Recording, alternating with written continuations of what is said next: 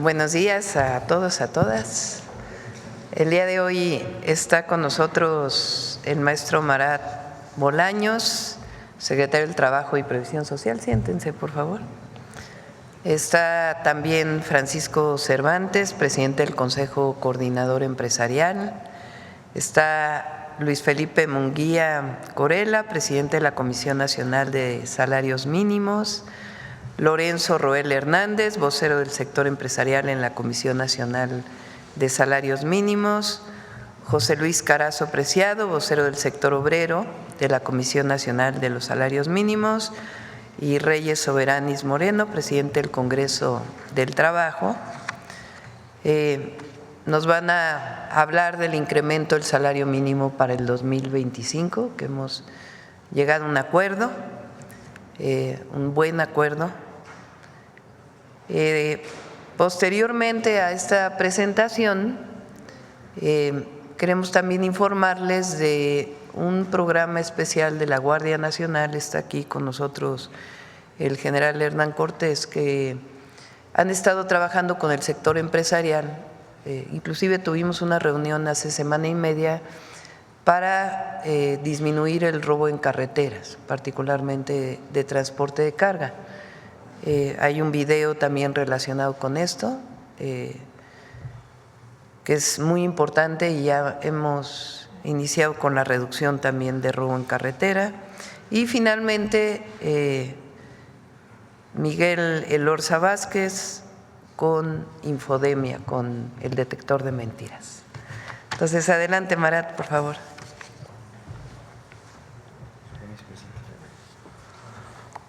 Hola, muy buenos días a todas y todos. Con su permiso, Presidenta. El día de hoy, en compañía de Francisco Cervantes, el presidente del Consejo Coordinador Empresarial, Lorenzo Roel, también Reyes Soberanis, José Luis Carazo, Luis Munguía, presidente de la Comisión Nacional de Salarios Mínimos, compañeros con los que hemos estado trabajando de manera muy ardua después de varias jornadas de diálogo, también debate, pero sobre todo de acuerdos. Comentarle, Presidenta, que justamente como ya lo mencionó, por el trabajo que se ha tenido en el seno del Consejo de Representantes de la Comisión Nacional de Salarios Mínimos, el día de ayer, 3 de diciembre, por consenso unánime, se decreta así el incremento del 12% a los salarios mínimos en todo el país, que entrará en vigor a partir del 1 de enero del año 2025. Esto, si nos permite, nada más para que pudiéramos dar explicación de este importante avance. Como bien conocen, existen dos zonas de salario mínimo en el país. Por una parte, el de la zona de la frontera norte, el otro de la zona del salario mínimo general. Y en lo correspondiente a la zona libre de la frontera norte, el salario mínimo pasará de 374.89 pesos diarios a 419.88 pesos diarios. Y en el caso de la zona del salario mínimo general pasa de 248.93 pesos diarios a 278.80 pesos diarios. De igual manera, para las 61 ocupaciones que tienen un salario mínimo profesional, el incremento también es del 12%.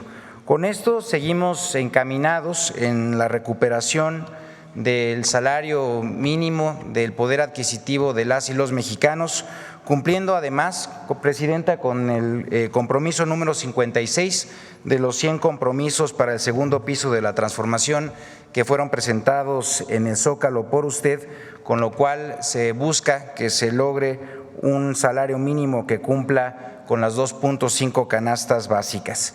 Bien, pues decirles que este incremento de salario mínimo acumula al día de hoy una recuperación del 135%, como podemos ver en la pantalla, esto del poder adquisitivo durante los gobiernos de la Cuarta Transformación.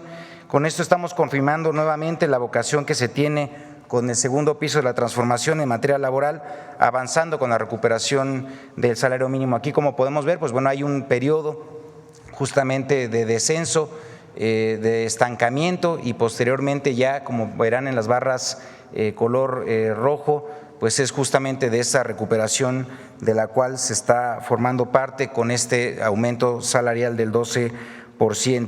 Y bueno, pues podemos decir en ese sentido que también vamos abatiendo o combatiendo también pues ideas que se tenían anteriormente ya bastante arraigadas sobre cómo o por qué no aumentar los salarios, porque esto significaba una pérdida de empleo o también incluso inflación. En ese sentido, decirles que bueno, los hechos nos han mostrado que se ha contribuido en ese sentido para que estos fenómenos incluso pues no tengan ningún tipo de vínculo propiamente con el desarrollo del aumento del salario. Y aquí podemos también destacar un elemento muy importante para el conocimiento de todas y de todos, decirles que un logro muy importante a destacar es que con el aumento de este año, Presidenta, en la zona libre de la frontera norte el salario mínimo supera ya al máximo histórico registrado desde 1976, con lo cual pues estamos dando evidentemente un impulso muy importante. Siguiente, por favor.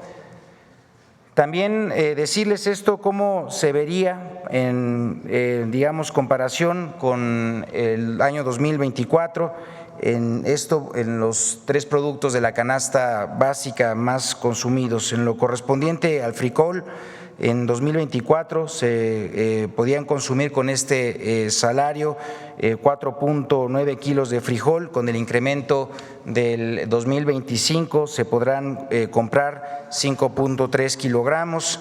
En el caso del huevo se podían comprar 5.5 kilos de huevo en el año 2024, en el 2025 serán 5.6 y de tortilla de 11.9 kilos pasarán a 13.2 kilogramos.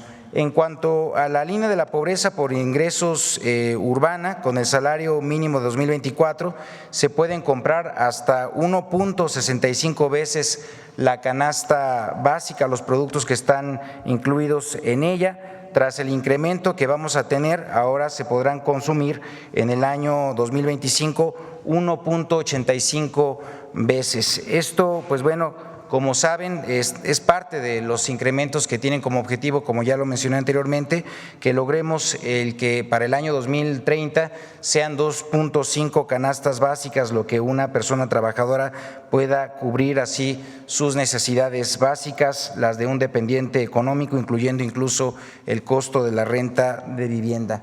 Y bien, pues decirles también que durante estos 6 años de la política laboral del segundo piso de la transformación se mantendrá esta decisión por instrucciones de la presidenta Claudia Sheinbaum de seguir mejorando las condiciones de vida de las y los mexicanos.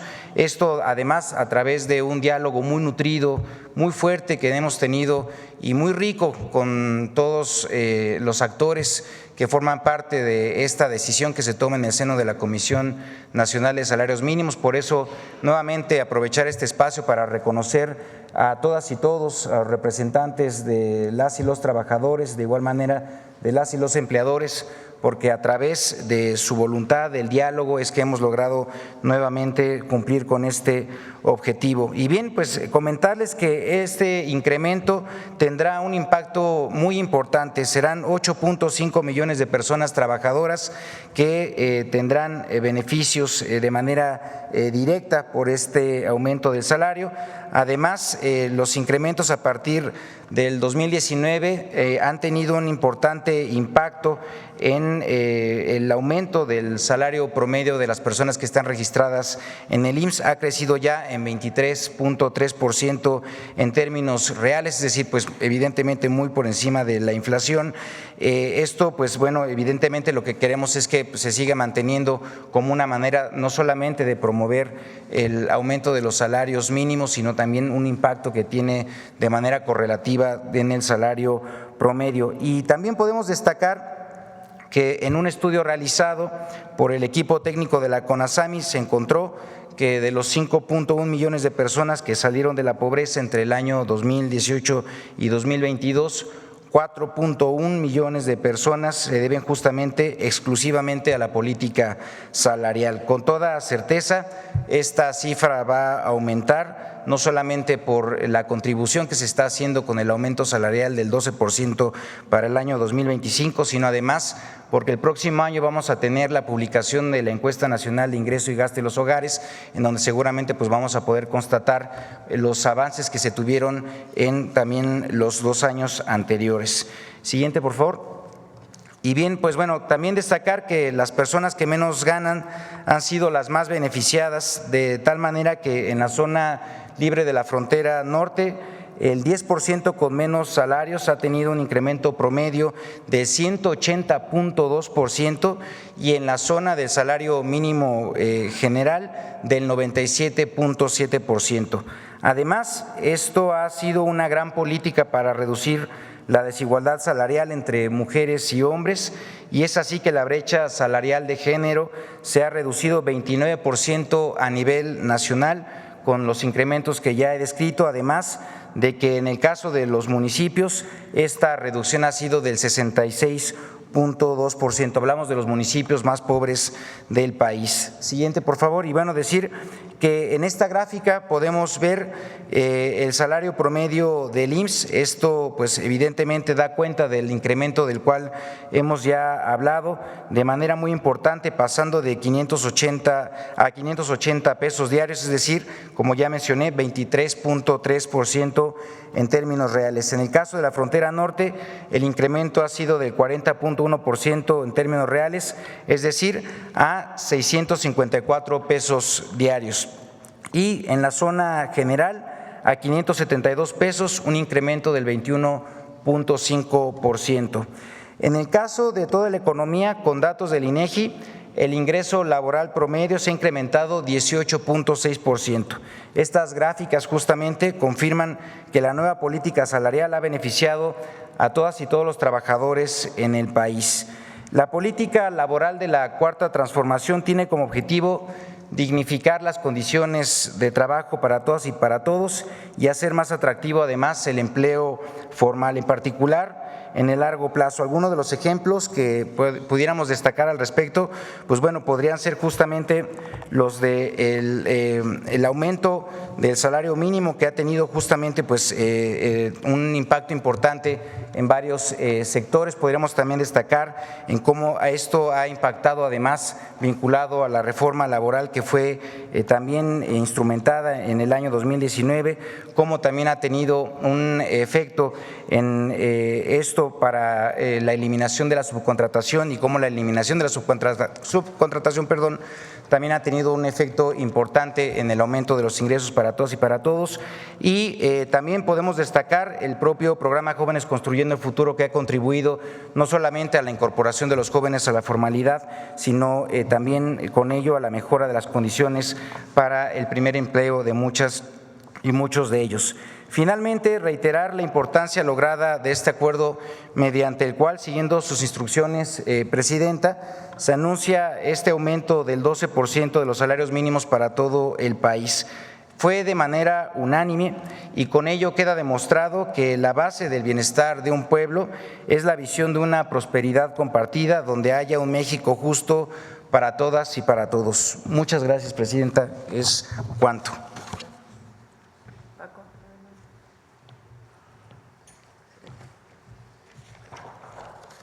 Muy buenos días, con permiso.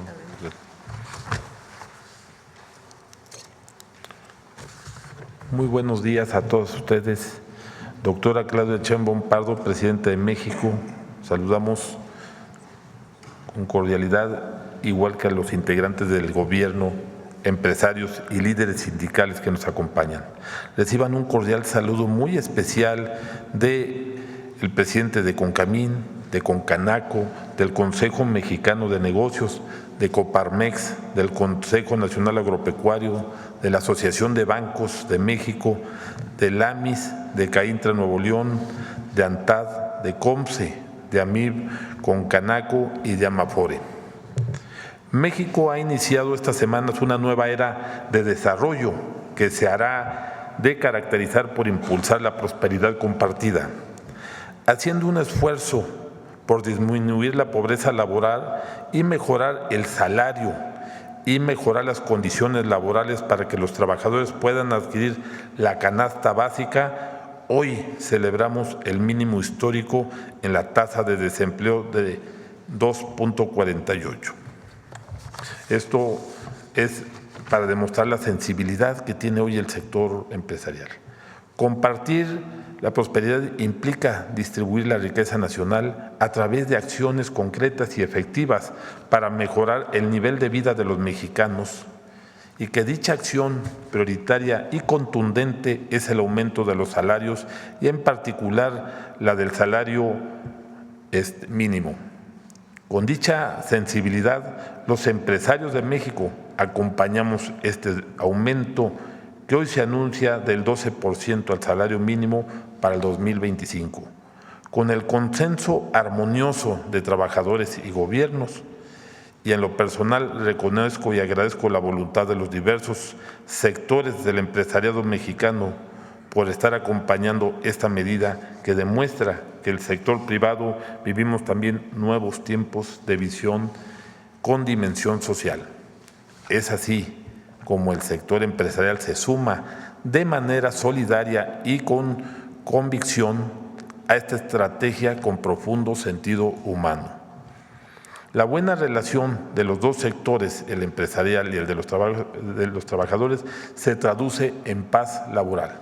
Hoy tenemos tan solo 19 huelgas, que es realmente nada, siendo México estando dentro de los 10 países con más industria a nivel mundial.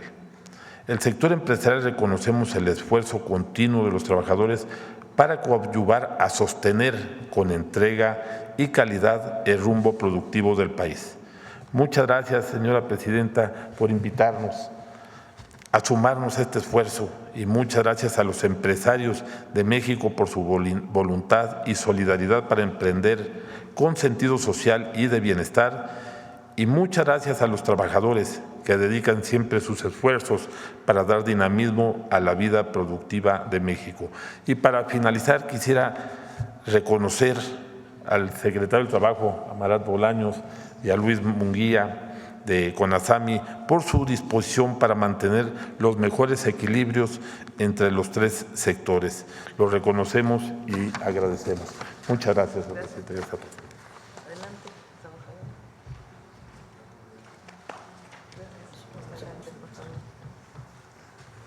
Muy buenos días a todos. Muchas gracias, presidenta.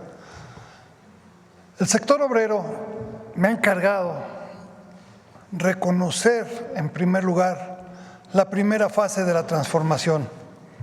No tuvimos oportunidad de hacerlo y voy a utilizar unas palabras que nuestro apreciado secretario de Trabajo ha utilizado desde hace buen tiempo: la primavera laboral. ¿Y por qué menciono la primavera laboral? Porque escapa al espacio que todos vemos exclusivamente de los salarios con referencia al empleo. Realmente la visión alcanzó para mucho. Se mejoraron las vacaciones, las pensiones, se acabó con el outsourcing, se concluyó con una serie de demandas que tenemos y que teníamos los trabajadores en beneficio precisamente de quienes producen en este país.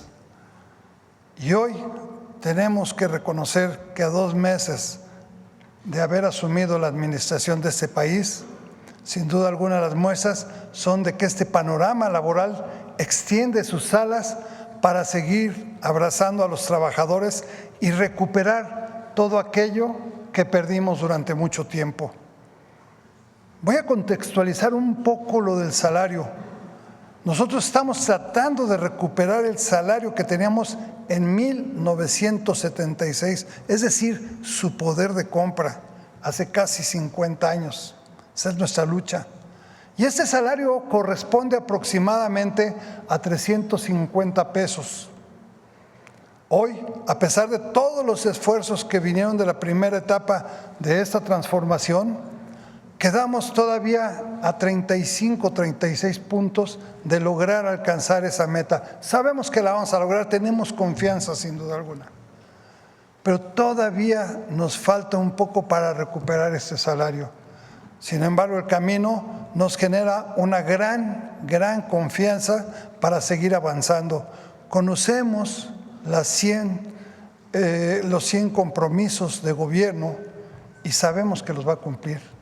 Y no solo sabemos que los va a cumplir, queremos formar parte de esta historia, no como observadores, sino como protagonistas de esta historia.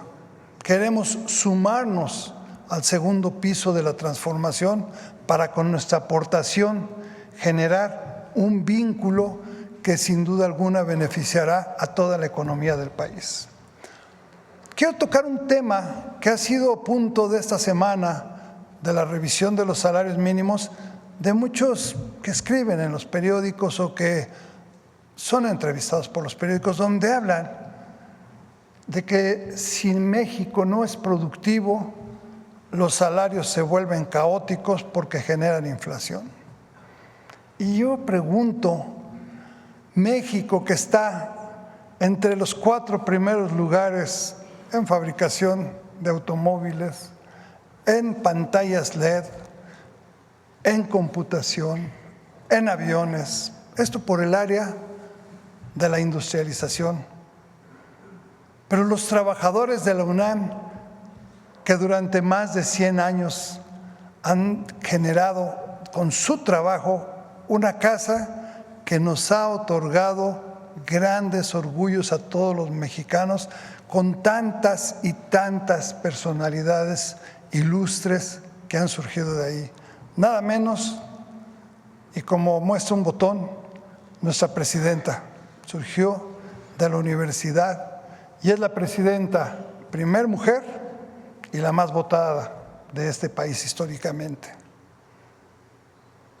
¿Cómo pueden entender quienes hablan de productividad que este país, particularmente desde 1938, económicamente está sostenido por una empresa que se mueve a través de sus trabajadores, como es Petróleos Mexicanos?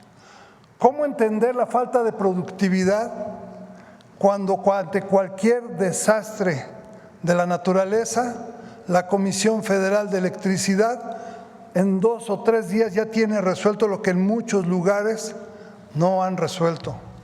¿Cómo entender la falta de productividad cuando 500,000 trabajadores del Instituto Mexicano del Seguro Social traen en su espalda la responsabilidad social de más de 77 millones de derechohabientes y que durante la pandemia abrazaron a toda la población? ¿Cómo entender la falta de productividad cuando tenemos extraordinarios productos en el campo que son emanados precisamente de toda nuestra fuerza laboral? Yo les preguntaría, ¿falta productividad? Porque todo esto lo hacemos nosotros con el 10% de lo que ganan en otros países, o tal vez menos. Vamos en buen camino, tenemos mucha confianza, reiteramos nuestro aprecio a nuestro secretario del Trabajo, no solo el reconocimiento y la confianza, sino el aprecio por la gran capacidad que ha tenido para guiarnos, con nuestro amigo Luis Munguía, presidente de la CONASAMI. Y solamente les digo a todos ustedes, no hay un mejor trinomio más exitoso que aquel que puede formar una buena administración, una buena inversión y una buena producción. Gracias.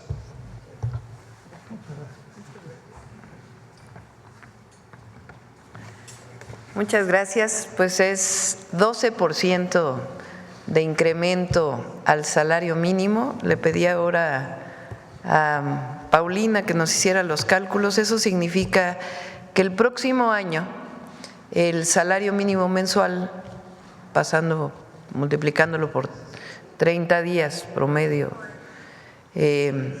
al mes es 8,364, pasa de 7,467 a 8,364 y en la frontera a 12,596 pesos. Es más de 3 veces lo que tenemos estimado para la inflación el próximo año. Y si ponemos la gráfica, que es similar a la que puso Este es el incremento en el salario mínimo. A ver, préstame el micrófono.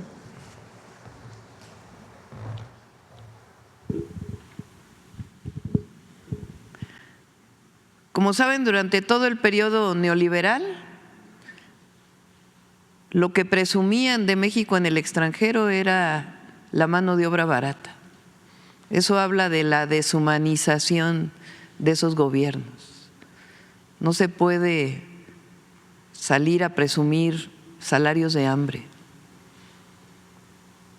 Se presume a México su capacidad productiva, a las y a los mexicanos mejores trabajadores o de los mejores trabajadores del mundo, trabajadoras, nuestros recursos naturales, nuestra riqueza cultural, pero no mano de obra barata como si eso fuera la competitividad.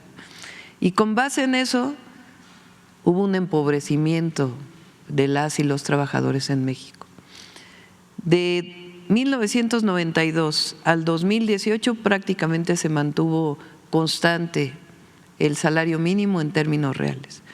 Con el presidente Andrés Manuel López Obrador tuvo un incremento significativo y nuestro objetivo es llegar a 2.5 canastas básicas. Es decir, que con un salario mínimo un trabajador o una trabajadora pueda tener 2.5 canastas básicas. Eso significaría, manteniendo más o menos la inflación, un incremento anual de 12%. Así lo planteé en los 100 puntos y quiero agradecer aquí a empresarios, a trabajadores, al secretario del Trabajo, a Marat y a Luis Munguía, que han estado haciendo un excelente trabajo, porque hoy logramos ese 12% de incremento salarial. Ahora, decían que si esto ocurría iba a aumentar la inflación. Falso. Pero además decían que si esto ocurría iba a dejar de haber inversión extranjera. Falso. El día de ayer salió el resultado del INEGI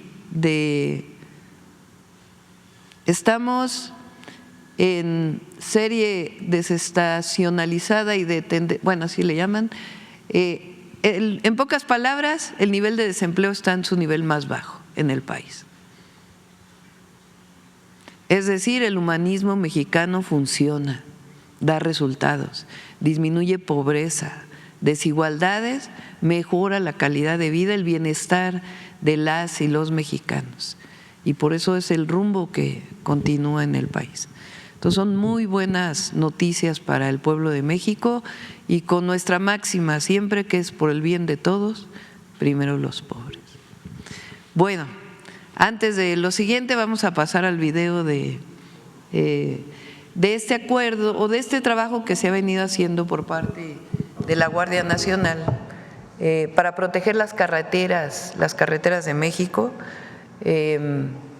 Y además hemos estado en contacto, han estado en contacto en varias reuniones con los transportistas de México y ya comienza a haber resultados. Entonces está aquí el comandante de la Guardia Nacional por si hay alguna pregunta y pasamos el video antes de las preguntas.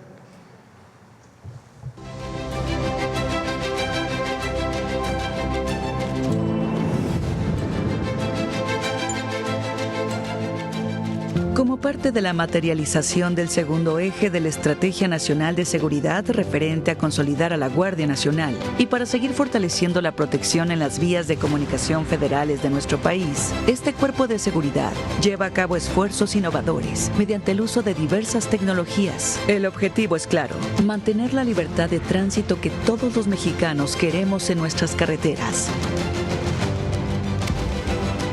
Hay una estrategia general. Entonces estamos trabajando todo el gabinete de seguridad y con las autoridades estatales en estrategias especiales. La estrategia Balam tiene por objetivo la contención y reducción del robo al autotransporte de carga. Se integra con el despliegue permanente de 1,241 efectivos, 465 carros radiopatrullas, 556 teléfonos con la aplicación GN Carreteras, 37 drones, una aeronave tripulada a distancia, 2 helicópteros y 23 células de investigación de la Guardia Nacional. Esta estrategia se materializa en los 12 estados del país de mayor incidencia de robo al autotransporte. Ante un hecho delictivo, los transportistas ingresan en su teléfono a la aplicación móvil GN Carreteras, activando cuando se requiera el botón de emergencia, para alertar en tiempo real a los centros de monitoreo que dan aviso a la unidad o fuerza de tarea más cercana. Durante la estrategia Balam, se han realizado 227 alertamientos y 1.782 vuelos de reconocimiento con aeronaves y drones en 12 estados considerados de alta incidencia, lográndose desde el 1 de octubre a la fecha los siguientes resultados: 33 personas detenidas, recuperación de 225 vehículos, decomiso de armas de fuego y cartuchos de diversos calibres, y 293.733 litros de hidrocarburo. Para fortalecer aún más esta estrategia, se cuenta con la línea de atención inmediata contra asaltos denominada Laika, que consiste en un chat entre las organizaciones transportistas afiliadas a Coparmex, donde se puede generar reportes de robo en coordinación con la Guardia Nacional, permitiendo la integración ágil y dinámica en tiempo real con los usuarios para la reacción rápida y directa contra el robo. Actualmente hay 295 empresas pertenecientes a las cámaras y asociaciones del autotransporte que emplean esta línea de atención. Además, como parte de la estrategia Balam, la Guardia Nacional ha implementado el operativo Escalón, el cual consiste en el acompañamiento de bloques de vehículos de autotransporte de carga hasta su destino, llevando a la fecha 2.066 operaciones con un total de 17.090 vehículos escoltados en 6 rutas. Con todos estos esfuerzos, durante la presente administración ha disminuido el robo de autotransportes en un 8.84% y la recuperación de vehículos ha incrementado un 24.21%. Porque garantizar la seguridad de las y los mexicanos es una prioridad de la Guardia Nacional.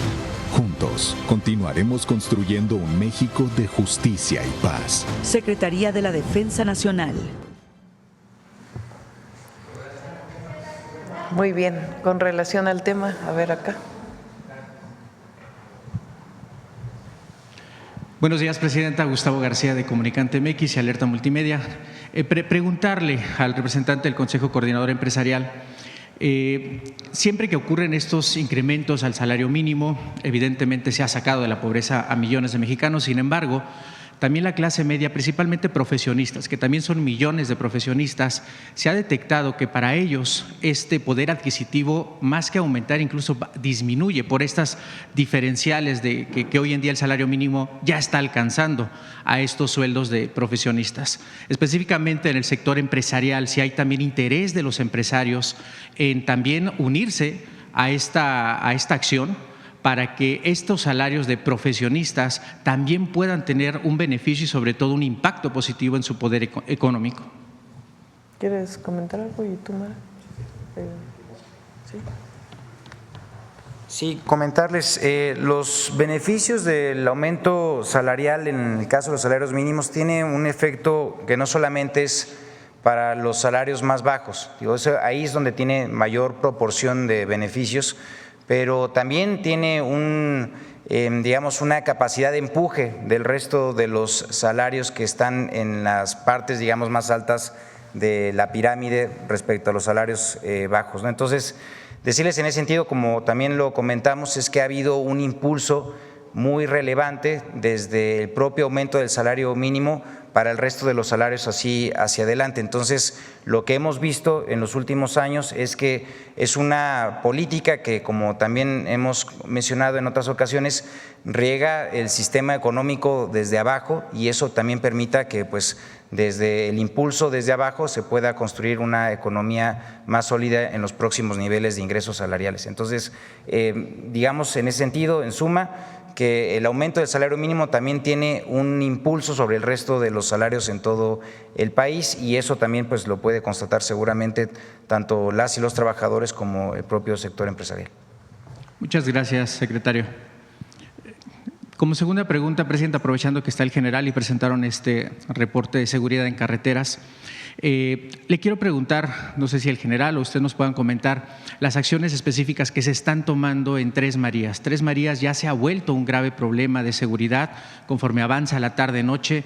Incluso hay videos en redes sociales donde los mismos policías alertan a los automovilistas de no pararse, no detenerse en Tres Marías, que es un lugar típico para llegar a descansar o comer, ya sea para paseantes o los mismos transportistas.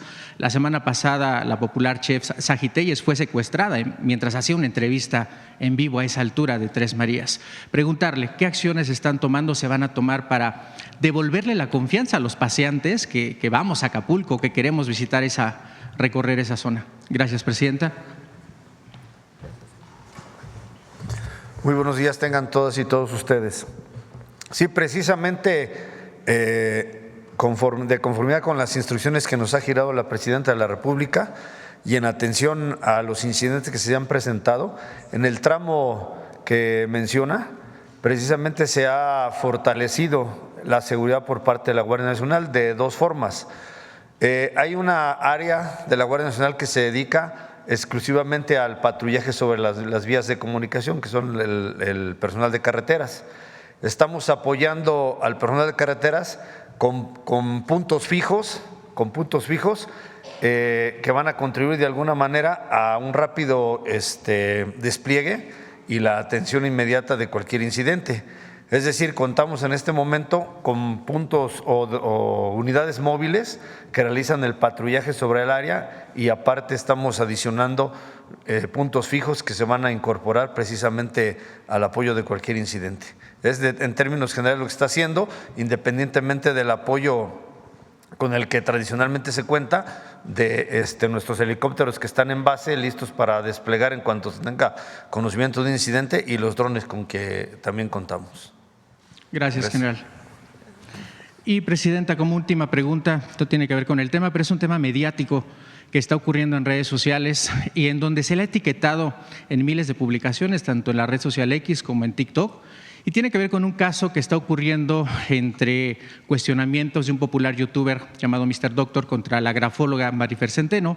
Ella comenta, ha trabajado en la Fiscalía, ha dado sus servicios también de grafología para la Fiscalía, pero aquí, en este caso en específico, Presidenta, le quiero preguntar, porque hay acusaciones entre ambas partes, de un lado por violencia y discriminación, pero también en redes sociales está revelando una trama de posible influyentismo, posible corrupción de jueces, incluso periodistas de espectáculos ya han intervenido y han comentado que Marifer Centeno tiene amigos con todos los jueces y que Mr. Doctor tiene que pagar 64 millones de pesos. Este caso en específico, Presidenta, yo le quiero preguntar desde el Gobierno federal su opinión referente a la grafología y la grafoscopía, si son herramientas que se están utilizando en el Gobierno federal, en las fiscalías, y sobre todo de este caso en especial, si le enteraron, porque, reitero, se ha vuelto mediático en redes sociales, le han pedido su opinión y su intervención. Yo creo que tendría que contestar la Fiscalía para ver en qué magnitud se utiliza la experiencia de grafólogos para poder identificar sobre todo fraudes. Más allá del comportamiento de una persona a partir de la manera en que escribe, en todo caso se utilizan principalmente para identificar si hay una firma falsa o algún fraude relacionado con esto. Si se utiliza para otra cosa, pues habría que preguntarle a la Fiscalía si es que utilizan estos mecanismos. Y sobre el caso, pues investigamos para poder dar una opinión.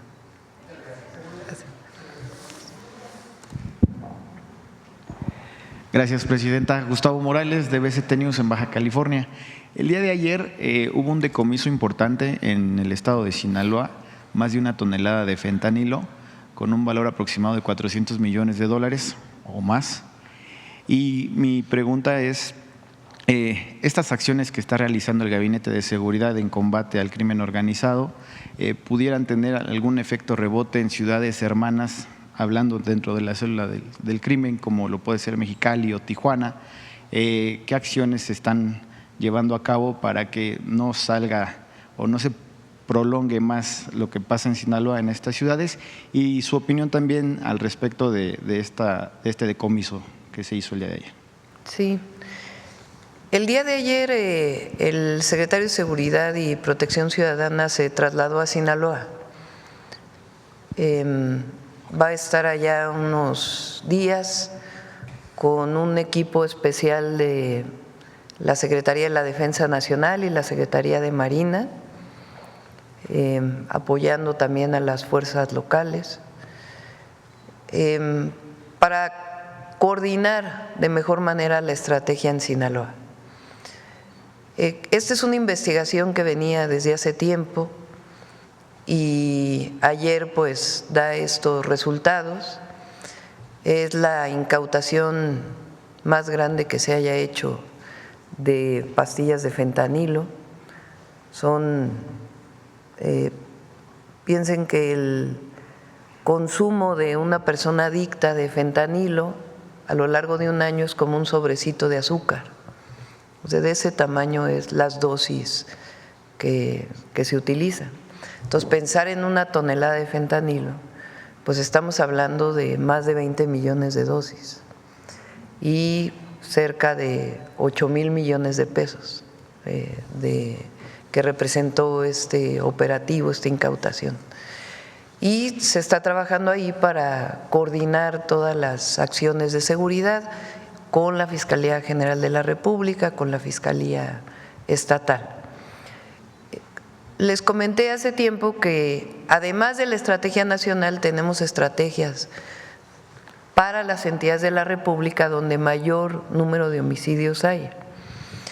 En Sinaloa particularmente, desde este episodio que ocurrió que fue llevado un narcotraficante a Estados Unidos, con todo lo que hemos hablado aquí, pues generó un incremento de la violencia en Sinaloa. No se trata de que en poco tiempo, digamos, va a bajar drásticamente, va a bajar el tiempo que sea indispensable, pero lo importante es coordinar todas las acciones y coordinar toda la estrategia. Si recuerdan, hay 4 ejes de nuestra estrategia: atención a las causas, que ya lo vamos a presentar aquí, de lo que se está haciendo en varios lugares de la República, además de los programas sociales, del aumento al salario mínimo, que es mejorar el bienestar de la población, particularmente de los que menos tienen, y eso ayuda siempre a disminuir violencias en una sociedad de distinto tipo y particularmente relacionadas con jóvenes que por alguna razón deciden involucrarse con algún grupo delictivo, evitar que se acerquen a un grupo delictivo, atención a las causas, el fortalecimiento de la Guardia Nacional que se está dando de manera extraordinaria por el general secretario, por la Secretaría de la Defensa Nacional, el general Cortés, que están haciendo un excelente trabajo.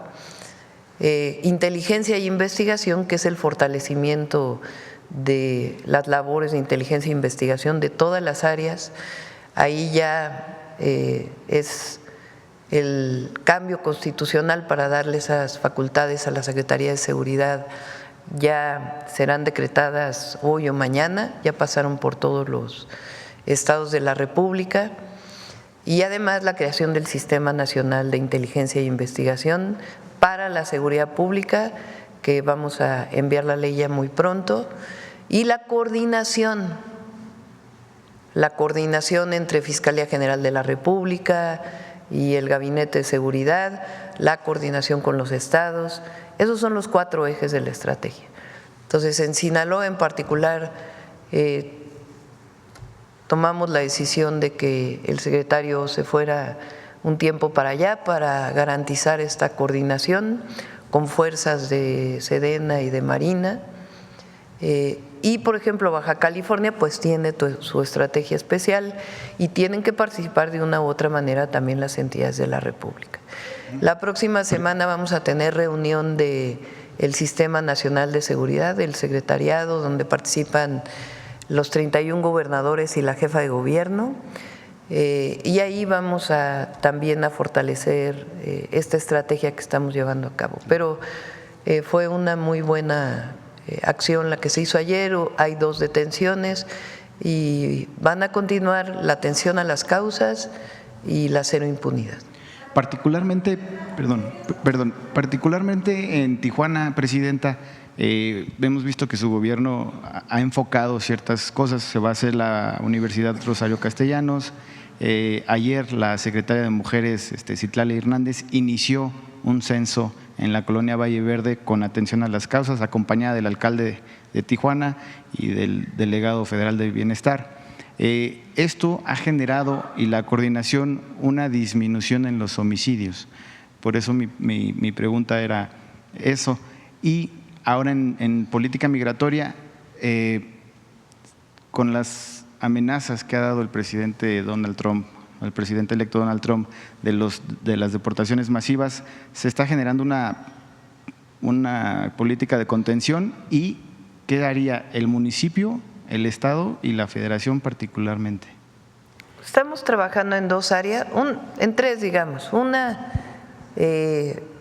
nosotros siempre vamos a defender que las y los mexicanos contribuyen a la economía de Estados Unidos, igual que contribuyan a la economía de México, y que cada trabajo que hacen, desde el trabajo en el campo, 7 de cada 10 trabajadores agrícolas o son mexicanos nacidos en México o son de segunda generación de mexicanos que se fueron en otro momento.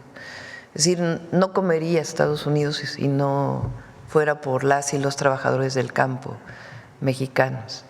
De igual manera, desde los trabajadores del campo, que tienen una valía enorme y que además son trabajadores de primera,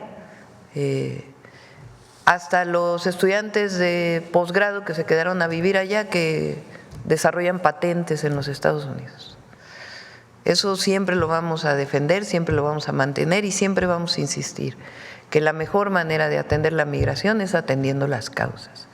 Ahora, respecto a las posibles deportaciones masivas, de todas maneras nosotros tenemos que tener, si es que se dan aún con el diálogo con Estados Unidos, dos elementos centrales. Una, el trabajo de nuestros consulados, que está trabajando el canciller, de hecho tiene una gira muy pronto para ver a distintos cónsules en Estados Unidos, para trabajar que todas las áreas de los consulados estén dedicadas a atender a nuestros compatriotas del otro lado de la frontera, y también prepararnos aquí, que también tenemos un plan que hemos estado trabajando. Quien lo coordina es la Secretaría de Gobernación. Vamos a hablar ya con los gobernadores de la frontera, porque si se llegan a dar estas deportaciones, nosotros tenemos que recibir bien a nuestros connacionales. Entonces, estamos trabajando en todas las áreas.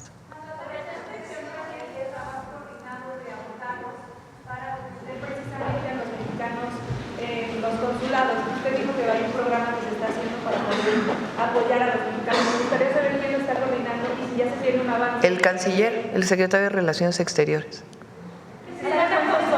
Ya lo va a presentar él, el fortalecimiento del trabajo de los consulados, desde la disminución de trámites, la digitalización, la atención personalizada, la atención más directa y también la parte jurídica de cómo le estamos fortaleciendo. A ver acá. Buenos días, señora presidenta. Eduardo Esquivel Ancona, Domo de Cristal. Mi primera pregunta es acerca de la aprobación que tuvo la Cámara de Diputados de la Ley de Derechos. Aquí están incluyendo, bueno, ya nos están dando la excepción para cobrarles a las personas que llegan por crucero $42. Este cobro, según han manifestado las líneas navieras, que Royal Caribe, estas que controlan el 90% del mercado de cruceros, que se está encareciendo los puertos mexicanos de visita y pues que se está perdiendo lo más por lo menos. Este cobro de los $42 pues podría sería para el erario como 420 millones de dólares, pero ellos alegan que si, pues como se está encareciendo los puertos mexicanos, ellos podrían cambiar sus itinerarios a otros puertos del Caribe que no cobren esto. Pues están pidiendo que esta excepción que se dio este año se haga para el año que viene y que esto se cobre hasta el 2026, que ellos alegan también que el 85% de sus ventas para el año que viene ya las hicieron y cobrarle más no lo podrían trasladar, se los tendrían que trasladar al consumidor y que esto no, pues tendrían problemas ellos, entonces están pensando en pedirle a usted que se haga la excepción para el año que viene. ¿Qué les contestaría a estos? Es un incremento, no es que de pronto se vayan a cobrar $42, pues es un incremento de lo que había antes a lo que se cobraría el próximo año. De todas maneras, ayer me lo planteó la Secretaría de Hacienda, tuvimos reunión y hoy en la mañana el almirante secretario. Entonces les pedí que se pusieran en contacto con las empresas navieras. Sí, pero es un incremento, no es que de pronto $42 por pasajero. En una siguiente pregunta, hay analistas y financieros y pues columnistas que alegan que la extinción de la COFECE va a traer incrementos de precios y se va a fomentar los monopolios, eso es lo que dicen ellos. ¿Qué les contestaría a estas personas? A ver, ¿qué ha hecho la COFECE para los monopolios? Para disminuir los monopolios, los verdaderos monopolios privados que hay en México. El pan de caja.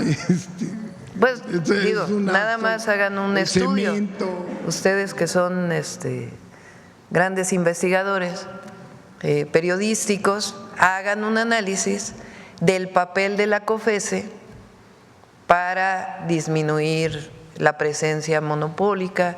No voy a mencionar las empresas, pero de monopolios que sabemos que hay en México, provocados en su momento en el periodo neoliberal por los procesos privatizadores. Lo que sí hizo la COFECE, fíjense, para la compra que hizo el presidente López Obrador de las plantas de Iberdrola, fueron, no sé si un año o más, de que la COFECE decía que no se podía hacer porque si no, Comisión Federal de Electricidad iba a ser monopólica, porque iba a pasar a más del 50% de generación. Entonces, por eso digo yo que la COFECE se dedicó a evitar el fortalecimiento de las empresas públicas. Ahora ya en el 28 constitucional está establecido que ya Pemex y CFE, bueno, que las empresas públicas del Estado no pueden considerarse monopolios, para que quede claro que no es así. No se limita la inversión privada, sino sencillamente decimos 54% de la generación debe estar en Comisión Federal de Electricidad, o que va a aumentar los precios. Además, se queda una institución, un organismo descentralizado que va a tener sus funciones en la ley secundaria, pero es como el argumento de que si aumentaban los salarios mínimos iba a haber inflación. No ha ocurrido. Yo sé que el Banco de México está ya porque desde que lo anuncié que íbamos a aumentar 12% en campaña y después en el Zócalo. Banco de México, quien es la institución principal que se encarga de controlar la inflación a partir de las tasas de interés, ya tiene sus corridas financieras que implicaría el aumento del 12% y no tiene problema inflacionario del salario mínimo. Ahora, que la COFECE va a aumentar los precios, no, ahora sí va a haber regulación. El Estado tiene la obligación de regular, pero no a partir de estos organismos autónomos que en realidad no cumplieron con su papel. Yo hice una investigación de lo que hizo la COFECE y en casi todas las industrias hay monopolios o duopolios. Entonces, pues no tiene caso. Ya en una última pregunta, ¿ya tendrán de cuánto será el incremento para el año que viene de las pensiones del IMSS, que estamos de la ley del 73? Todavía estamos en eso, ya lo informaremos. Muchas gracias. Gracias.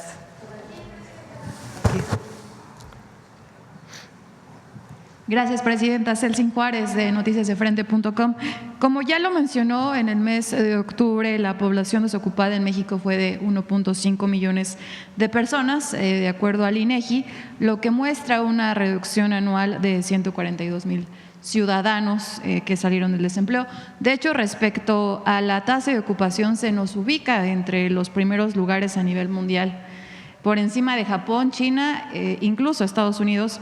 Su opinión al respecto, y si con este aumento que se acaba de anunciar en el salario mínimo ya se piensa en el próximo objetivo para el siguiente año en ocupación laboral.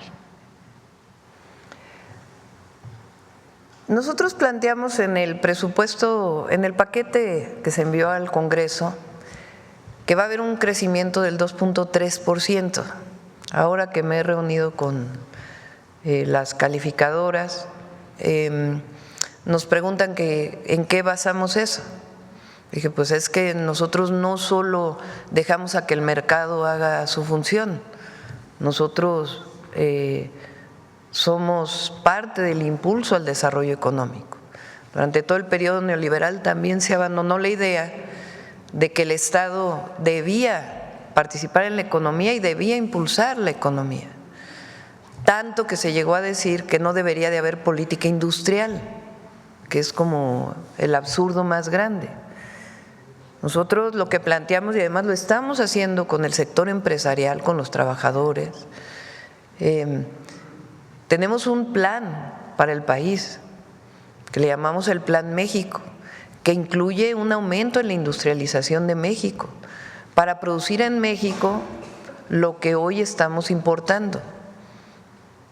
Entonces, esto va a permitir que no solamente aumente el salario mínimo como lo estamos planteando, sino que haya más empleo, porque es un plan de desarrollo para el país. Y además, seguir con los programas de bienestar, que hoy ya son derechos, el aumento al salario mínimo, que lo que hace es pensar siempre en el pueblo de México y particularmente en el que menos tiene, en la que menos tiene. Entonces, es una visión que se llama economía moral y que tiene un pensamiento que se llama el humanismo mexicano. Cuando estuve en campaña dije que había dos elementos centrales que íbamos a impulsar. Uno, continuar con la transformación iniciada por el presidente López Obrador, que tiene que ver con esta esencia. Y lo segundo es tiempo de mujeres. Y las dos cosas las estamos impulsando y las vamos a seguir impulsando. El modelo mexicano es único en el mundo, único. El próximo año vamos a destinar más de 800,000 millones de pesos en programas de bienestar. No solamente ayuda a quien menos tiene, sino que le da una fuerza a la economía mexicana enorme, porque impulsa el mercado interno. Al haber más recursos en las familias mexicanas, pues hay más consumo y ese consumo se traduce necesariamente en más producción y queremos que esa producción, la mayor parte de ella, se quede en México y fortaleciendo el tratado comercial y la relación que tenemos con otros países a través de este mecanismo de los polos de bienestar. Por eso nombramos este consejo. Entonces, por eso hablamos de un crecimiento económico mayor, de disminución de la pobreza, disminución de las desigualdades y del bienestar, que sigue siendo nuestra máxima para el pueblo de México, que está vinculada con la felicidad. Porque si no hay bienestar, difícilmente se puede alcanzar la felicidad. Muchas gracias, presidenta.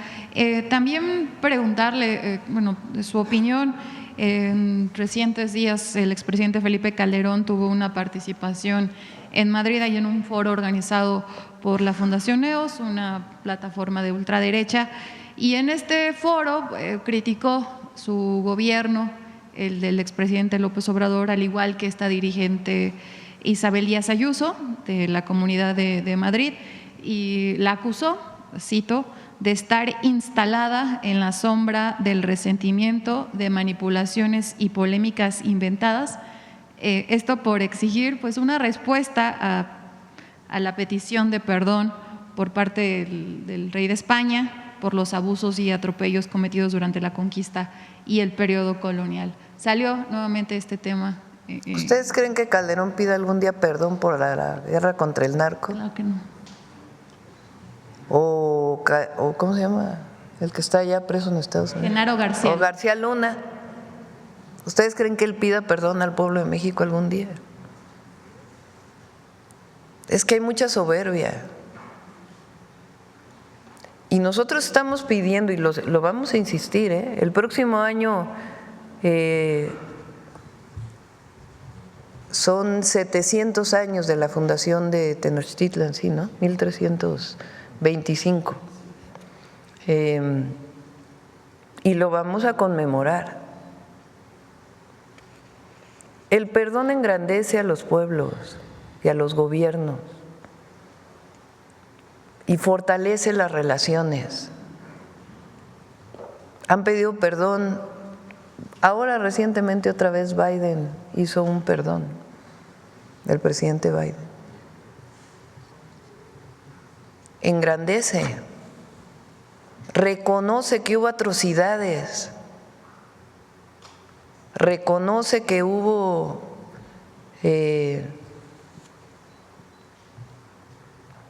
violaciones terribles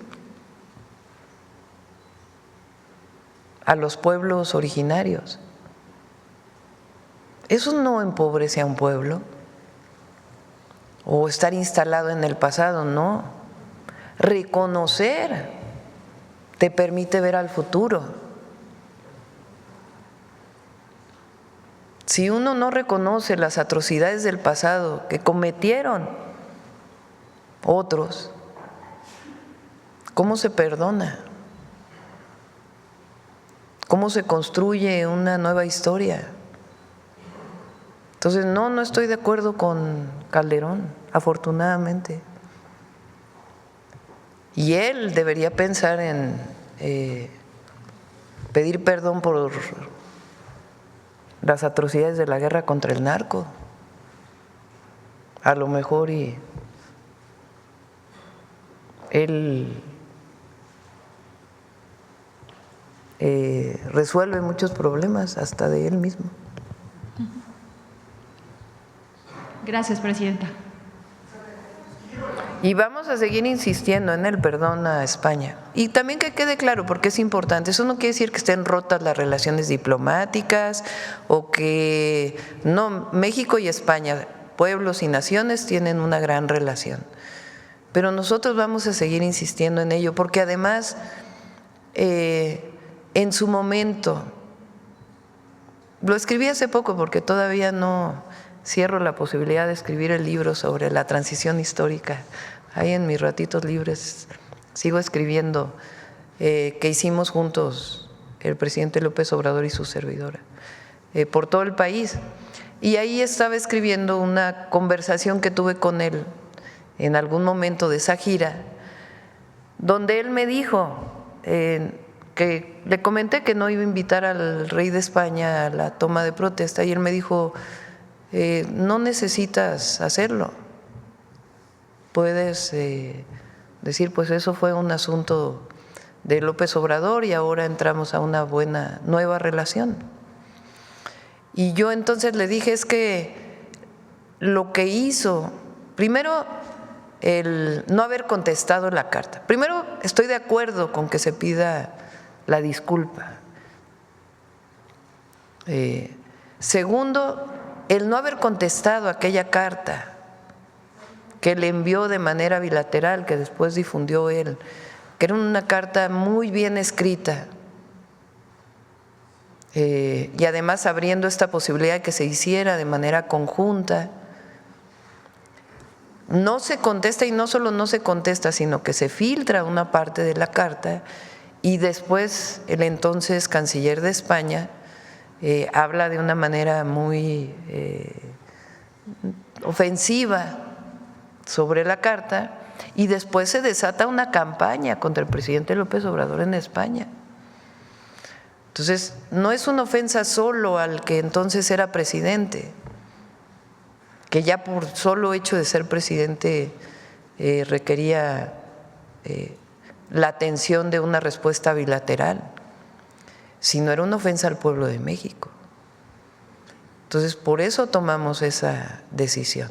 Y no es quedarse anclado en el pasado, nosotros miren qué bien estamos viendo al futuro y al porvenir. ¿Pero ya se considera que ya no hay pausa, Presidenta? ¿Ya no hay pausa con España? ¿Perdón?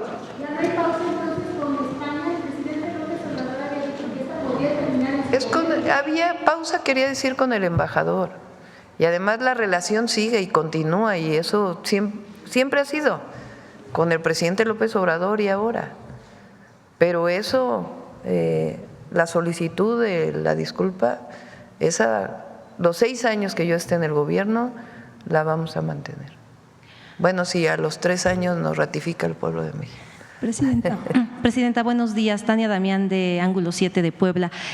Preguntarle primero un tema. En el Instituto Nacional de Cardiología, pacientes comentan que faltan algunos medicamentos para hipertensión pulmonar arterial. Sabemos que el subsecretario de Salud dijo que ya estaban haciendo las licitaciones para los medicamentos consolidados a través de Birmex, pero también comentó en esa ocasión que podía haber algunos medicamentos que estarían faltando y que podrían hacer algunas licitaciones como de emergencia.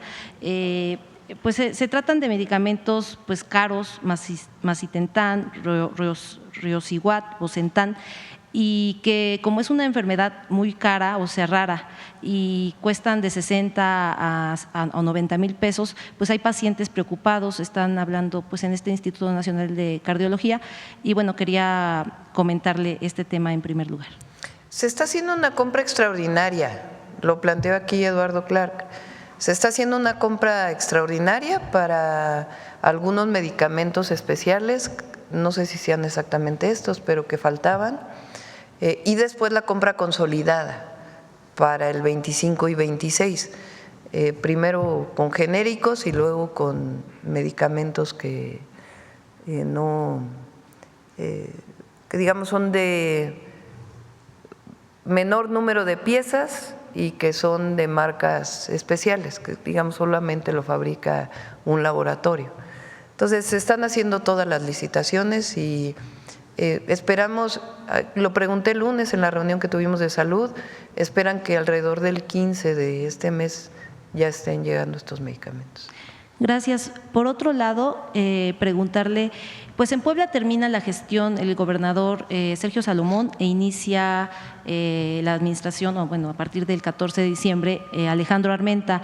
¿Tiene pensado ir en estos días? El miércoles vamos a Puebla, le prometí al gobernador Sergio Salomón. Él hizo un muy buen trabajo y particularmente en varias obras públicas, y una de ellas hizo un nuevo campus del Instituto Politécnico Nacional en Puebla.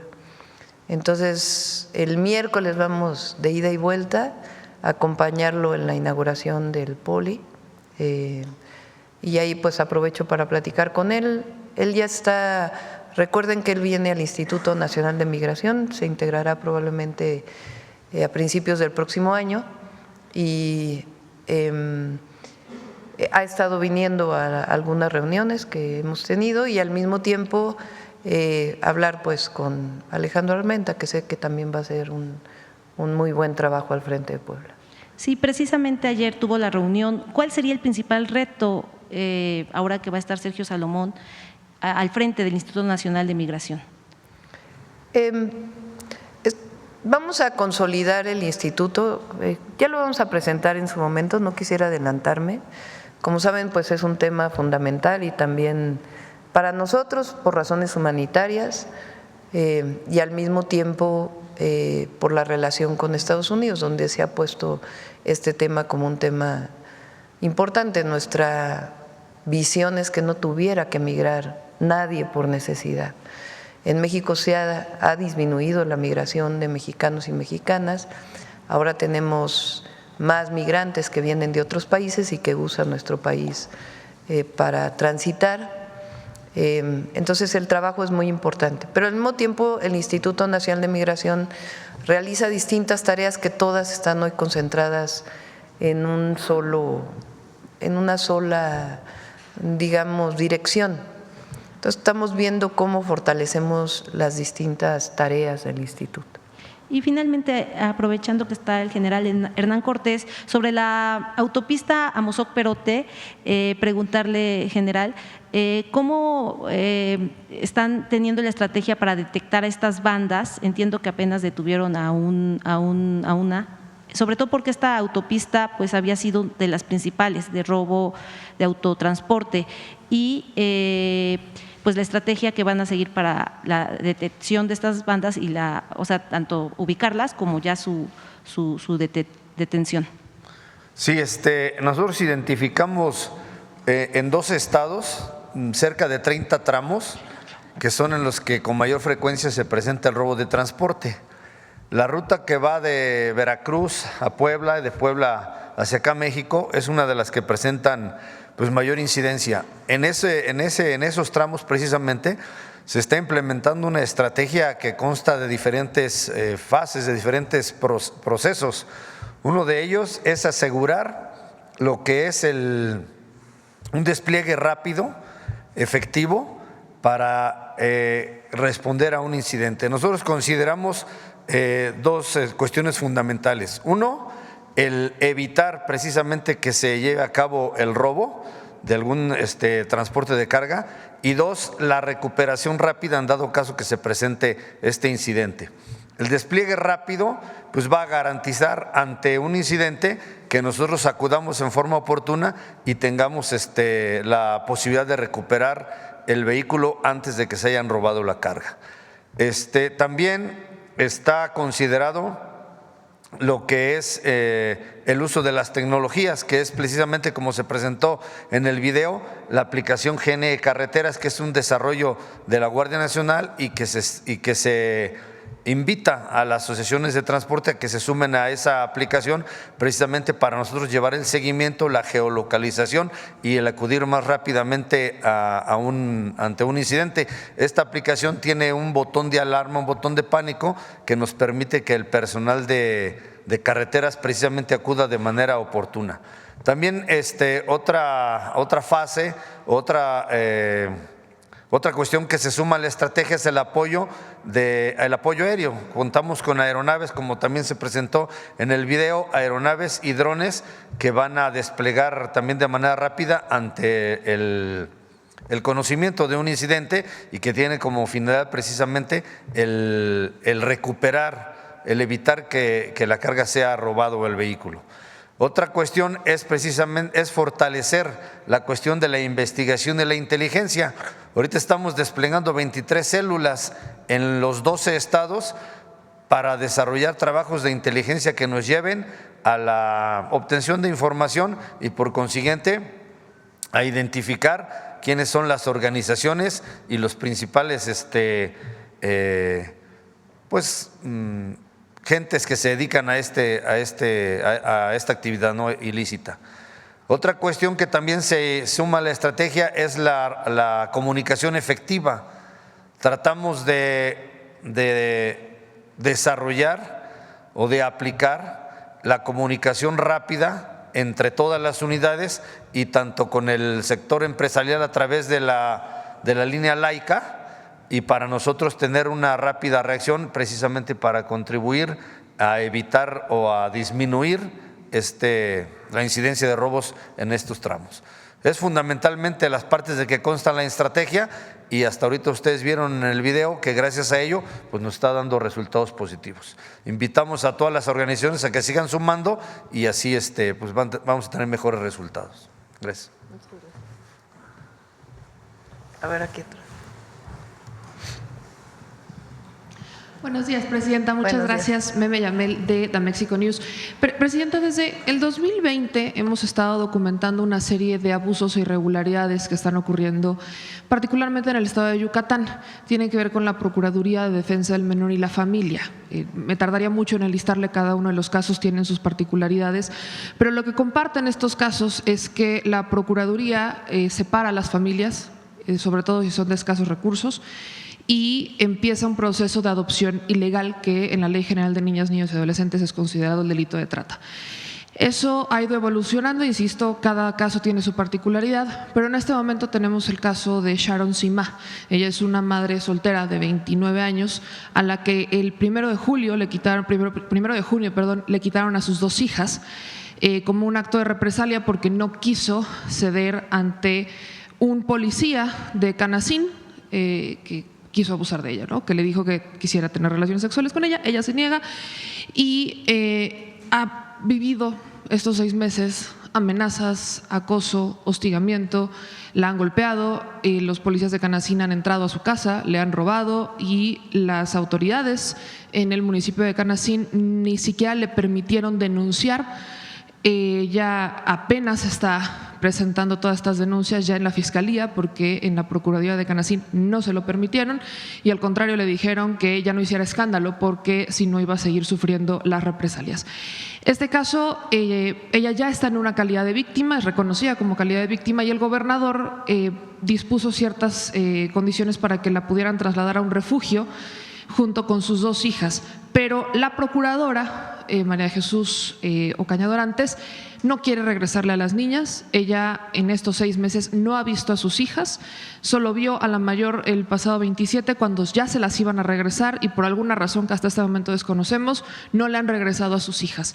Independientemente de que me gustaría poder compartirle a través de comunicación los casos que tenemos, no sé si pudieran apoyar en particular con la secretaria de las Mujeres, Citlali, me contactó ayer para tener contacto con directamente la abogada y Sharon. Ya le pasé los contactos, aún no se han comunicado, pero sí es bastante preocupante que incluso la procuradora ni siquiera esté pues haciendo lo que se está ya instruyendo como parte de una actividad de recuperarle los derechos que durante meses pues le han estado violando. La Policía Municipal de Canacín ha sido denunciada varias veces, pero pues prácticamente no pasa absolutamente nada. Entonces queríamos ver si podíamos apoyar desde esa manera, si podría haber algún tipo de seguimiento desde Presidencia. Sí, claro que sí. Le decimos, bueno, Citlali ya tiene esta información, como bien dices. Como subsecretaria del tema de violencia, que es una forma de violencia, está Ingrid Gómez, que fue secretaria de Mujeres en la Ciudad de México. Entonces le decimos a ellas y que se comuniquen con Huacho Díaz Mena, con el gobernador, con Joaquín, para saber exactamente pues el tema de la procuradora. Con gusto lo atendemos. Ahí ya están las denuncias y todo, pero con gusto pues les pasamos toda la información que tengamos, porque son varios casos los que tenemos similares y todos son en Yucatán, aunque también ocurren en otros estados. En un segundo punto, Presidenta, quería preguntarle sobre la construcción de la presa El Nayar, anteriormente conocida como presa Las Cruces. Comunidades indígenas y gente de la zona, sobre todo pescadores y productores de camarón, están preocupados por la construcción de esta presa que el propio gobernador del estado y pues la secretaria general de Morena en la entidad han anunciado que se va a construir, lo han dado por hecho. y dicen que usted ha arropado el proyecto. Entonces quisiera preguntarle si es cierto que se tiene o que se ha avanzado sobre este proyecto, que ha preocupado porque podría generar una crisis ambiental por la presa que se tiene y el inundamiento que se le daría con un río a una zona que está pues prácticamente protegida y que forma parte del ecosistema. Cualquier proyecto de presas no está planteada para el 2025, para iniciarla. Son algunos de los proyectos que está estudiando Efraín Morales, el director de la CONAGUA. Pero de todas maneras, primero ya está en la Constitución que tiene que haber consulta indígena. Y eso, si antes se hacía, ahora con más razón porque es constitucional. Entonces, se haría una consulta y en caso de que no sea una población indígena, siempre tenemos que ponernos de acuerdo con la comunidad y con los habitantes. Y no pensamos en general en las presas que están planteadas, reubicación de poblaciones. Entonces, para este caso en particular, no se va a hacer nada en contra de las comunidades, que lo sepan. Y ya, solo por último, Presidenta, el día de ayer se hizo viral un video donde el expresidente Carlos Salinas de Gortari decía que alguien le había quitado su pensión y que ahora estaba desempleado. Preguntarle si… no lo vi. Es muy corto, es de 16 segundos y dice que ahora solo se dedica a ser analista de los eventos históricos. Vi una nota ahora que lo recuerdo. Entonces, preguntarle si en estos meses algún expresidente le ha solicitado el regreso de su pensión. O sea, me queda clara la respuesta, pero uno nunca sabe si podrían atreverse a eso. No, la mayoría, como hemos platicado, viven fuera de México. El único expresidente que vive en México es Fox, que vive en… ¿No? Dije, ya nueva noticia, no sabía. Bueno, Andrés Manuel, claro. Andrés Manuel López Obrador, que vive en Palenque, y Fox, que vive en Guanajuato. Claro que no hay punto de comparación. Los demás viven en España, todos. Vive Calderón, está en España. Zedillo vive en Estados Unidos, ¿no? Calderón vive en España. Peña Nieto vive en España y Salinas de Gortari no vive en España. Bueno, a lo mejor va y viene, quién sabe. Sí, no sé, no tengo información. No, nadie ha solicitado su pensión y además no se la daríamos. Eso sí, pueden solicitar su pensión del bienestar, porque… pero es para quien vive en México, todavía no la hacemos extensiva, así que no podrían solicitarla a menos que regresaran a vivir a México. Adelante. Gusto saludarle, Presidenta. Graciela Bravata, de Ahora Noticias. Por cierto, eran 5 millones de pesos en su momento mensuales, más los apoyos adicionales de su equipo. Sí, más lo que se llevaron. Sí. Adelante. Sobre el tema, preguntarles si tienen alguna propuesta para recuperar a todos aquellos que por todo lo que nos presentó ahorita, que había una decadencia en el salario mínimo, se generó mucho trabajo informal. Ahorita con este México distinto, con lo que nos acaba de proyectar y afortunadamente para todos y todas los mexicanos, pues ese 12% va a motivar a una transición, a querer tener un trabajo formal, sobre todo por los beneficios que estos traen, porque si bien es cierto que en su momento y sobre todo en pandemia se trabajó con un trabajo informal, pues no tienen los servicios básicos como son los médicos. Preguntarles si tienen algún trabajo a futuro para integrarlos o una capacitación en conjunto con el Consejo Coordinador Empresarial para todos aquellos que deciden incorporarse al trabajo formal. Bien, pues comentar también que uno de los otros efectos y beneficios del aumento del salario mínimo ha sido que es una referencia para el resto, digamos, de las y los trabajadores del país, incluso a los propios informales. Y pensemos ya en otros de estos beneficios, mencionaba uno de ellos, el de los jóvenes, con el programa Jóvenes Construyendo el Futuro, al recibir un salario mínimo, pues se vuelve también un, digamos, elemento pedagógico de los derechos laborales, sobre todo cuando es también su primera experiencia en el trabajo para las y los jóvenes. También se han hecho esfuerzos muy importantes dentro del Gobierno de México y lo que nos da muchísimo gusto que se han hecho de la mano además del sector de las y los trabajadores y los empleadores, que ha sido el de la promoción de la formalización del trabajo. Hay en ocasiones incluso pues trabajo que estaba registrado de manera informal dentro de la formalidad. Por eso fue la reforma del outsourcing lo que permitió que 3 millones de personas trabajadoras fueran reconocidas por sus verdaderos empleadores. Entonces, hay otros esfuerzos que se están haciendo en ello y pues nos da muchísimo gusto que justamente dentro de los planteamientos que se han hecho por nuestra presidenta y también, bueno, siguiendo la tradición de ese trabajo que se hizo con la administración del presidente Andrés Manuel López Obrador, se están promoviendo también otros planteamientos. Uno de ellos, por ejemplo, es el de trabajadores de plataformas, que lo que estamos buscando es que se les pueda dar pues esta seguridad a trabajadores que están en el sector, digamos, económicamente formal, pero que pues no tienen estas garantías de la seguridad social que ahora justamente pues está trabajándose para que sean esto. Entonces, efectivamente, vamos avanzando en esa dirección.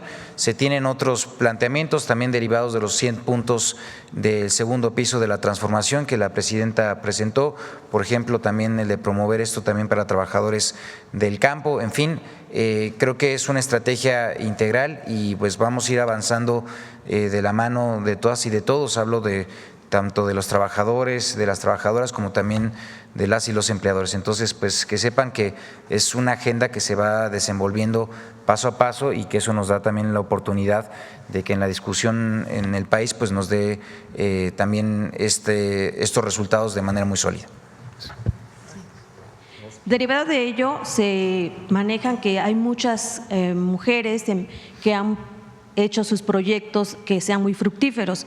En el estado de Tabasco es uno de ellos, de la cual me siento muy orgullosa, pero también en las áreas rurales, que por cierto, señora presidenta, le mando un fuerte abrazo, los del pueblo Yocotán de Tamulté de las Sabanas, que la esperan con los brazos abiertos.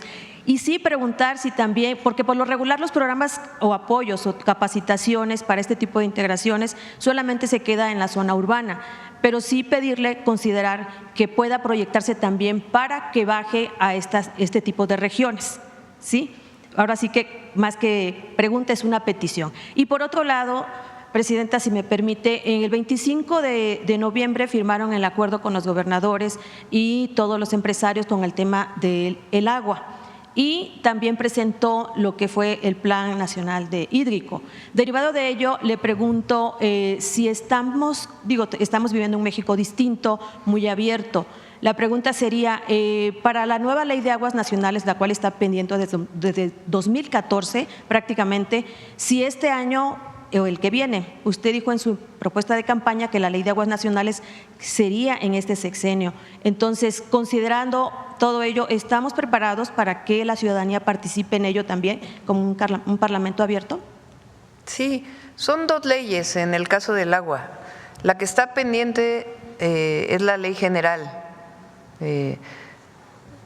Las leyes generales tienen su principal, bueno, además de que son para todas las entidades de la República, en el sentido que tienen que adecuar sus legislaciones a la ley general, establece las funciones de cada una de las instituciones. Y luego está la Ley Nacional del Agua, que algunos pensaban que la ley general iba a estar en vez de la ley nacional, y nuestro objetivo es que sean las dos, la ley general y la ley nacional con sus adecuaciones.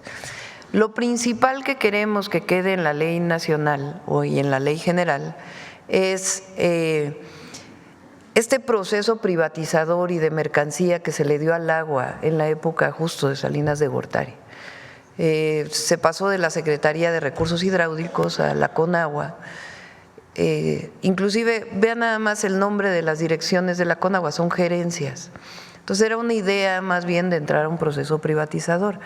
Y parte de lo que tiene es que se pueden transferir derechos de agua.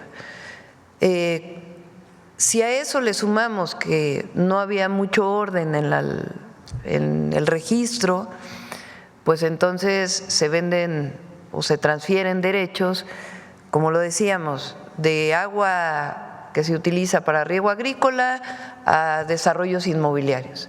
Y quien cobra por esa agua es el que tenía de origen la concesión. Entonces ya no siembra, pero ahora cobra el agua. O transferencia de recursos también de distritos de riego a municipios, o de plano transferencia de uno a otro sin que haya el registro. Entonces, en general, nuestro objetivo es darle la característica al agua como un recurso natural fundamental y el derecho humano al agua como un derecho fundamental del pueblo de México, pero además limitar este proceso de transferencia, porque la ley, el agua es un bien nacional que se concesiona para usos, pero no que puede estarse mercantilizando de tal manera que al final incluso el propio Estado pierde el control. Entonces, esto es algo que hemos estado hablando con los empresarios, con los distritos de riego, y estamos buscando que esa ley sea por consenso, de tal manera que todos estemos de acuerdo en este nuevo proceso. Ya dimos el primer paso, que fue la firma de este acuerdo, y Efraín está trabajando en conjunto con todos para que podamos hacerlo. Ese día hubo algo importantísimo que se quedó como algo menor, que fue la entrega de concesiones. Por ejemplo, la entrega que hizo el empresario Eduardo Tricio, que es del ALA, entre otras de sus empresas, en particular en la zona de Cuatro Ciénegas, Coahuila. Cuatro Ciénegas es un área natural protegida que tiene lagunas que tienen características muy especiales. Tienen aquellas formaciones que incluso dieron origen a la vida. Es de una riqueza natural excepcional. Ahí había explotación de agua, de pozo, principalmente para producir leche, además de para riego. Y había sido una lucha enorme de académicos, de activistas ambientales, de los propios ejidos de la zona, de que no hubiera esta explotación para que se conservara Cuatro Ciénegas. Y ahora lo que hace en este día Lala, es decir, dejamos de explotar agua ahí y entregamos las concesiones a Conagua. Es algo importantísimo y se logró a través de este diálogo, de este proceso en donde lo que queremos es que cada mexicano y mexicano tenga acceso al agua potable, que lo que se utiliza en riego se use de manera más eficiente y que quien se dedica a la agricultura viva bien y quien viva en una comunidad que hoy no tiene acceso al agua pueda tener acceso al agua. Si quien tenía estas concesiones las está dando para conservar la naturaleza y permitir que otros también en otras zonas del país puedan tener uso al agua, pues es un avance. Y además, esto queremos que quede reflejado en la ley. Entonces, es un avance muy importante que en este caso pues está avanzando por consenso. Es como lo de los salarios mínimos. Todo este incremento de salarios mínimos que hizo en su momento el presidente López Obrador y que estamos haciendo nosotros y que estamos iniciando con el 12% de aumento en el 2025 es algo que surge del consenso con las y los trabajadores, con las organizaciones de trabajadores, con los sindicatos y con el sector empresarial. Entonces, hay cosas en las que no estamos de acuerdo, siempre lo hemos dicho y qué bueno porque es democracia, no puede haber pensamiento único, pero hay otras como el salario mínimo o como estos acuerdos que estamos haciendo para un mejor aprovechamiento del agua, pues que si lo hacemos por consenso, mucho mejor. Porque ya la explotación fue por 50 años para toda la industria lechera y también para la ganadera. Bueno, pero se está dando, se peleó durante muchos años y se está dando y hay que reconocerlo. Y es parte de esa lucha porque si no hubiera habido esa lucha no se hubiera dado, y también de este empresario que decide finalmente cerrar estos pozos y entregar las concesiones. Es algo importante. No, todos los que estaban ahí entregaron refresqueras. Recuerden que cuando fue la crisis de agua de la zona metropolitana de Monterrey, se negaban muchos a dar parte de sus concesiones, incluso de manera temporal. Y ahora pues están entregando, y además con el programa que tenemos, pues la idea es que se entreguen más, porque a veces sí hay disponibilidad del agua, pero no se puede otorgar a un municipio, pues porque está concesionada a un distrito de riego o a una empresa. Entonces, en realidad, si se fijan, es que el Estado recupere el control de un bien nacional. Y eso, pues, es parte de la Cuarta Transformación. El mercado existe y está bien que exista, pero hay otras cosas que le corresponde al Estado cumplirlas. Bueno, vamos a cerrar ya. Vamos con… ¿Un poco correspondía este decomiso histórico de pastillas de fentanilo? Que lo informe ya la Secretaría de Seguridad. Van a hacer un comunicado más tarde con más información. Gracias. El martes, si mal no me equivoco, tenemos la reunión del Consejo Nacional de Seguridad, ¿sí se llama? Pero no sé si se llama, bueno, de seguridad, del Sistema Nacional de Seguridad. El martes lo vamos a tener en Acapulco. Ahí vamos a pedirles a los gobernadores de la frontera que puedan reunirse con la Secretaria de Gobernación y después ya los llamamos también para el plan. No, vamos a ir después, como a las 12 creo que es la reunión. Sí, bueno. Este fin de semana vamos a Chiapas, Oaxaca y Tamaulipas. Nos vamos a reunir con los familiares, con los padres y madres de Ayotzinapa en un ratito. Sobre Jorge Luis Navalle, presidenta, que llegó al gobierno de Campeche, ¿algún comentario o opinión? Ya luego lo vemos. Bueno. ¿Perdón? ¿A qué hora la reunión? A la 1 de la tarde. Yo creo que por respeto siempre hay que plantearle primero a ellos lo que les vamos a decir y después ya se puede hacer público. Bueno, vamos con el detector de mentiras.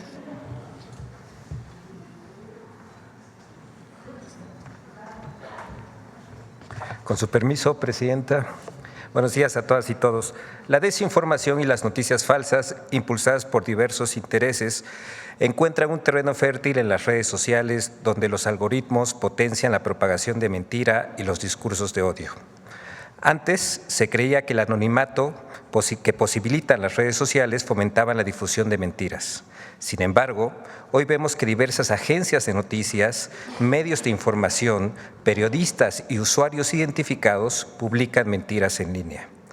¿Por qué las plataformas de redes sociales permiten que el espacio cívico digital se contamine e incluso se diseminan mentiras? Veamos el video del detector de mentiras de esta semana.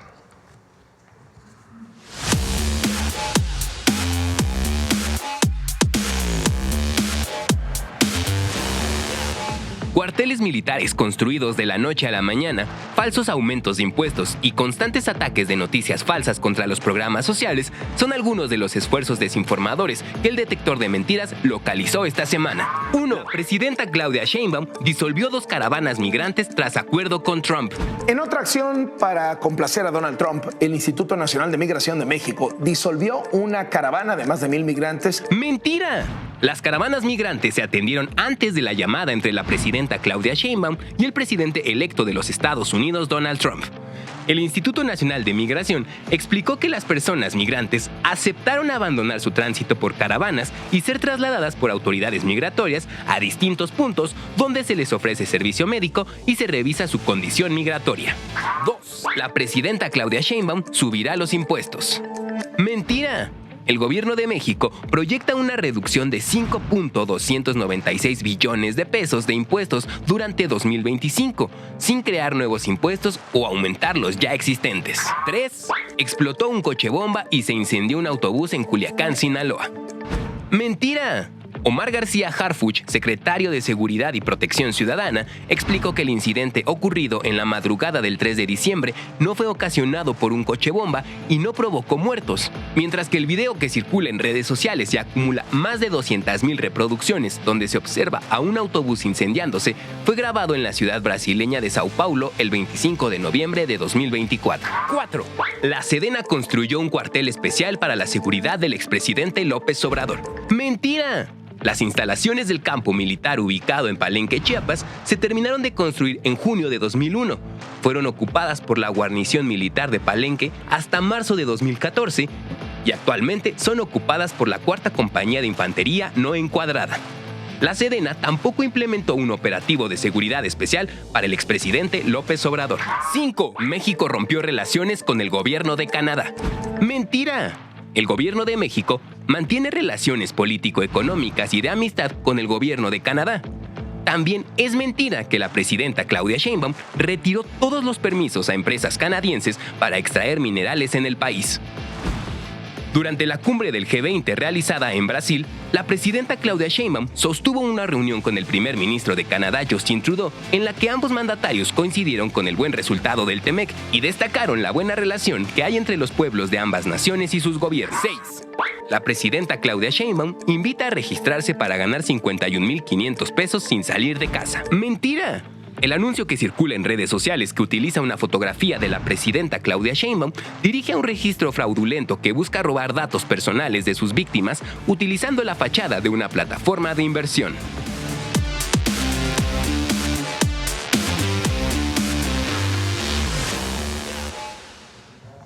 Solo recordar que recibimos las solicitudes de desmentidos a través del correo electrónico detectordementiras@infodemia.mx. Muchas gracias. Hasta la próxima semana, Presidenta. Gracias. Gracias a todos y a todas. Nos vemos mañana.